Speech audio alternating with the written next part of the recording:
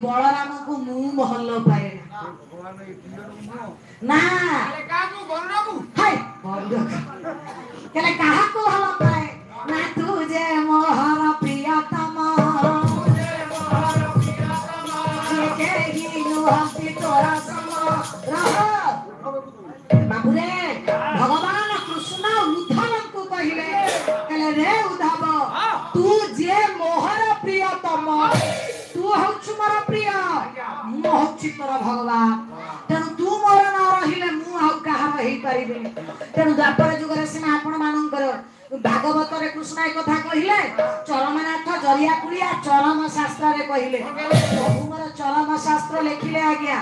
हस्तलिखित स्वहस्त लिखित चरम शास्त्र अध्ययन कले हमर पाला मंच रे सब 5 रातिया 7 रातिया पाला हुए 9 रातिया पाला होतो सिए खाली श्लोक कचाडु थेबे कोची सिए खाइबा मु पाला दा कुछ कोची कोची से खाइबा छाड़ीबा से खादियो कोण हाय होना हबु तू सेमिति होना हबु र बाड़ फुल कोइबा कुछ ब्लाड तब पंडित विचार करतु आपण मानकर चरमनाथ चरम शास्त्र रे कहिबे कोन कहिले काले चाहे ना रे धन तो पूजा आपण माने कोन पूजा करिबा छाड़ देबे आपण ठाकुर लेखिले बोली कि एई पूजा काले चाहे ना रे धन तो पूजा और चाहे ना रे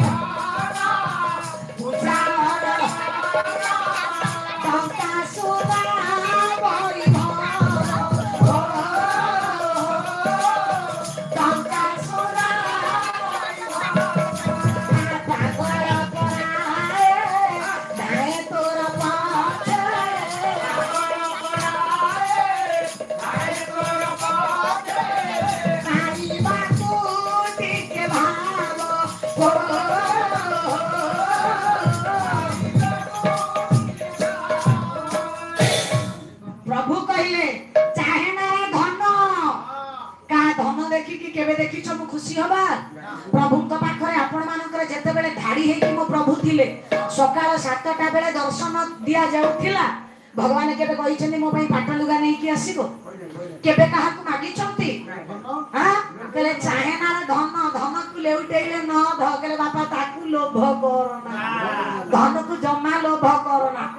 केले चाहे ना धन पूजा अर्चना अर्चना पूजा पूजा अर्चना रे समय बिता को सूत्र रे आपण मानकर सूक्ष्म सूत्र रे बाबू सेथिरा भी मु संतुष्ट न हो चाहे ना रे धन पूजा अर्चना टंका सुना वैभव सुना भगवान कोठी रहिले कळी रहिला चारि जगह कळी रहिला चारि जगह केले प्रथम रहिला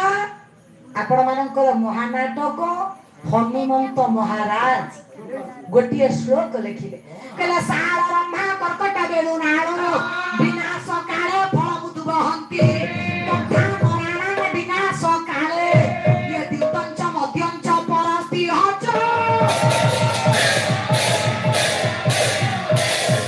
सार ताळ गछ कदली गछ धान गछ पाचिला समय रे मृत्यु समय रे फल फलती तापरे कटा हुन सेमिति तथा नराणाने विनाश काले